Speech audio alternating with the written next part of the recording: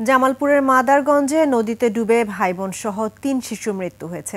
বিকেলে মাদারগঞ্জ উপজেলার সিধুলী ইউনিয়নের চর ভাটিয়ানী এলাকার ঝিনাই নদীতে গোসল করতে যায় কয়েকজন শিশু।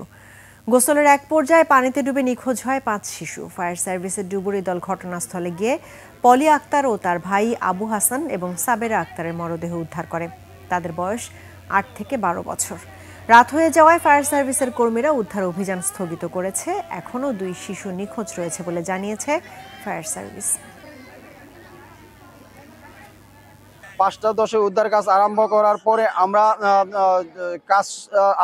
উদ্ধার কাজ চলমান ছিল। ৫টা ৪৩-এ আমরা প্রথমে ২টি লাশ উদ্ধার করতে সক্ষম হই। পরবর্তীতে আমরা আবার ৫টা ৫৩-তে আরেকটি লাশ মৃতদেহ উদ্ধার করতে সক্ষম হই। এখনো ২টি বাচ্চা ওইখানে নিখোঁজ আছে।